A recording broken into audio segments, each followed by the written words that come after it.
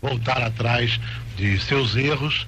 Eu acho que nós podemos ser unidos se acreditamos no Cristo, que diz que seremos um dia um só rebanho, um só pastor. Muito bem, recebendo também com muito carinho o nosso debate o padre Antônio José Costa, da paróquia Nossa Senhora de Fátima, no Meier, Rio de Janeiro. Que bom tê-lo conosco também. Nós gostaríamos de ouvir a sua primeira opinião, padre. Irmãos que estão nos ouvindo, com certeza existem barreiras, são claras, são concretas na nossa história, na nossa teologia, mas eu tenho certeza que ao irmão Eliel fazer essa pergunta, todos em casa deram uma resposta, sim ou não, segundo a posição do seu coração diante dessas barreiras. Estamos dispostos a talvez transpô-las, estamos dispostos a afirmá-las cada vez mais. Então, como disse o pastor, realmente existem predisposições, preconceitos, aquilo que cada um católico pensa dos evangélicos, aquilo que cada evangélico pensa dos católicos. Se nós buscarmos uma fidelidade maior, todos juntos, à palavra do Senhor, talvez essa resposta seja mais positiva. Estão chegando ao fim algumas barreiras. Precisamos estar atentos àquilo que o Senhor quer que nós façamos hoje. Muito bem, recebendo também com carinho o querido pastor Silas Malafaia, da Assembleia de Deus da Penha, Rio de Janeiro. Paz, pastor Silas. Paz a todos que estão aqui na mesa, como você que está em casa. É uma alegria, um prazer estar aqui mais uma vez. Maravilha. E aí, pastor Silas, as barreiras que separam católicos e evangélicos estão chegando ao fim? Bem, eu acredito que não, e vou tentar responder isso durante todo o debate, mas iniciando eu queria fazer uma colocação que para mim é fundamental. O instrumento da verdade científica é o experimento. Se você quer saber se alguma coisa é verdade ou mentira na ciência, você tem que ir para o experimento. O experimento é que diz se alguma coisa na ciência é verdade ou mentira. Exemplo, a teoria da evolução, ela vai continuar a ser teoria da evolução, porque quando ela é submetida à prova científica do experimento, ela não passa. Então, na ciência, verdade ou mentira passa-se pelo experimento.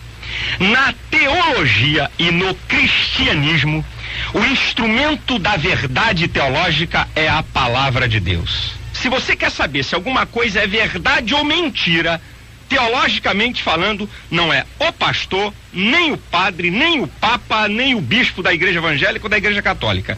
A palavra de Deus é que me diz quem está com a verdade. Eu não sou dono da verdade, ninguém é dono da verdade no sentido dela ser absoluta. A única verdade absoluta é a palavra de Deus e o próprio Deus. Então, se você quer saber onde está a verdade a nível do cristianismo, não é o que eu penso, ou o que o padre pensa, ou o que o bispo pensa, ou o que o evangélico pensa, ou o que o católico pensa. A verdade da teologia está na palavra de Deus. Então o que tem que se fazer? Os dogmas, sejam católicos ou evangélicos, têm que ser submetidos à palavra. E aí nós vamos ver o teste da palavra. Quem é que está com a verdade? Pelo teste da palavra, não pelo teste da axiologia, o teste do conceito teórico, filosófico, teológico, mas o teste da palavra.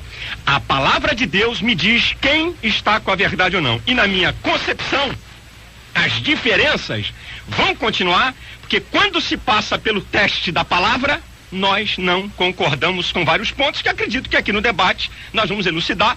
Gostaria de informar também que nós estamos aqui debatendo ideias, não estamos debatendo sentimentos. Nós amamos a todos, até os contrários, amamos os budistas, os ateus, e nós aqui não estamos discutindo pessoas. Eu quero deixar bem claro, porque cada um tem um jeito de ser, um é mais sanguíneo, o outro é mais calmo e tal. Nós aqui estamos debatendo ideias, quero deixar bem claro, eu amo todas as pessoas, até os assassinos, bandidos, vagabundos que tem na vida. Como cristão nós temos que amá-los. Então, quero deixar bem claro aqui que nós não estamos discutindo personalidades aqui. Nós estamos no campo das ideias e submetendo elas à palavra de Deus, que é o instrumento da verdade teológica. Muito bem.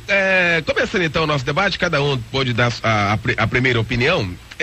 A sensação que a gente tem, pastor Fabiano Ferreira, é de que muitas coisas realmente ao longo dos anos caíram realmente. Você vê hoje o movimento carismático da Igreja Católica cantando os hinos evangélicos. Muitos dos hinos evangélicos são cantados hoje, inclusive o padre Marcelo Rossi já foi convidado várias vezes para estar aqui, mas devido a uma agenda muito concorrida, nunca pôde estar com a gente. Quer dizer, gravou um CD com músicas evangélicas e outros padres também gravando músicas evangélicas, músicas que nós cantamos nos templos evangélicos. Isso aí já foi um grande avanço. De repente isso aí tem soado assim de uma maneira mais amena e muita gente tendo a ideia e a possibilidade da união de católicos e evangélicos. Olha, a realidade dos fatos é que houve uma mudança muito grande a partir do Concílio Vaticano II, em relação até mesmo à própria perspectiva da Escritura. E a partir do momento que se sancionou uma metodologia nova para abordar as Escrituras, e isso dentro da academia, de um modo geral, trouxe uma aproximação entre evangélicos e católicos no que diz respeito à análise das Escrituras Sagradas. A utilização do método histórico-crítico, que começou lá pelo Iluminismo e trouxe uma aproximação a partir do Concílio Vaticano II, como também um incentivo para a leitura da Bíblia nos lares católicos e tudo mais. Essa aproximação, em certo sentido, é benéfica, porque o Espírito de Deus, que fala através da palavra, conduz muitos à verdade através da própria leitura da Bíblia.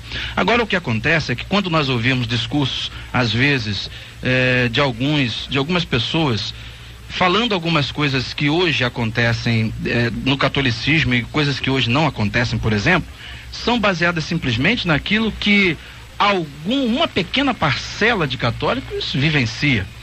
Mas o povão, de um modo geral, ainda continua sendo voltado àquelas superstições, idolatria e uma série de outras coisas, e não corresponde com a verdade. Então, o que acontece? Quando há essa abertura, de um modo geral, a gente tem a nossa suspeita no sentido de que, será que de fato está acontecendo uma aproximação? Eu já ouvi discurso até aqui na Rádio Melodia de que não existe idolatria no sentido de adoração a Maria, não existe uma série de outras coisas, que a supremacia papal, e no entanto a verdade dos fatos não é esta. O que o povão está vivendo hoje no nosso país é de fato a mesma ignorância que viveu na ocasião da Idade Média. Muito bem, doutor Vinícius Nelson. Aliás, foi em abril quando o senhor esteve aqui, não é? Eu fiz a pergunta sobre a questão de Maria, e o senhor dizia que a Igreja Católica não tem nada a ver com Maria. Não falei isso, não. Eu disse, a Igreja Católica tem muito a ver com Maria, como a Bíblia diz em São Lucas. Tem a gravação aí pra gente aí? Muito a ver com Maria. De abril. Vê pra gente se tem a gravação de abril. O próprio São Lucas declara o anjo aparecendo a Maria e dizendo, Ave Maria, cheia de graça, o Senhor é contigo. Então, e ela respondendo com a saudação de Ana, mãe de Samuel, dizendo também que todas as gerações me chamarão de bem-aventurado. Então, essa bem-aventurança de Maria para nós continua e não vai desaparecer nunca, porque é bíblica, está nos evangelhos. O que acontece é que, através dos tempos, pela ignorância do povo católico, pela ignorância do povo cristão, vamos dizer, a nossa reforma, a contra-reforma começou em 1540 e poucos. Então, durante todo o período do cristianismo, havia sempre a devoção a Maria, no sentido de ser a mãe do Cristo, mas nunca, como muita gente acha, até católicos, de endeusar ou adorar. Nós não admitimos na Igreja Católica a palavra adorar Maria, só se adora a Deus. É o único ser adorado, é o próprio Deus. E o Filho de Deus, Jesus Cristo, é o único centro de toda a vida da igreja. Então esse negócio de dizer que Nossa Senhora é deusa, isso não existe. Nossa Senhora seja adorada, isso não existe. Nenhum católico orientado aceita isso. Nem o magistério da igreja, nem os documentos da igreja, você não vai encontrar nunca ninguém. Hoje, por exemplo, é dia de um santo chamado São Bernardo, que foi um abade que tentou lutar contra os erros do seu tempo, em 1100 e poucos, contra erros do clero no seu tempo, que fundou um monte de mosteiros, depois foi abade no mosteiro de Clairvaux. Esse homem era um devoto de Maria no sentido de ser a mãe de Cristo, a mãe de Jesus, mas jamais falou em adoração de Nossa Senhora. Isso não existe. Criou-se entre nós uma barreira, mostrando isso. É uma coisa muito importante lembrar, eu sou médico, fiz muitos partos no hospital ali do Amparo da Rua Itapiru, agora é chamar Amparo Maternal, né? Amparo Maternal, acho que é Amparo Maternal. E as irmãs luteranas, que são religiosas, que usam hábito também, elas têm em cada quarto, em cada sala de parto, um retrato, uma imagem de Maria, um retrato, que a gente considera Maria como heroína da fé, como qualquer santo para nós, Dom Pedro I, para herói da nacionalidade, e Dom Pedro II, ou Tiradentes. Então nós temos os santos como heróis, aqueles que são dignos de serem imitados na sua fé em Jesus Cristo. Se não houver fé em Jesus Cristo, e é esse o valor de Maria, quando alguém diz, benditos os seios que te amamentaram, Jesus responde, mais bem-aventurados são aqueles que ouvem a palavra de Deus e a praticam. Maria é mais bendita porque aceitou a vontade de Deus, foi obediente à vontade de Deus e aceitou ser mãe do Salvador. Então é esse sentido que a gente quer dar na igreja. A igreja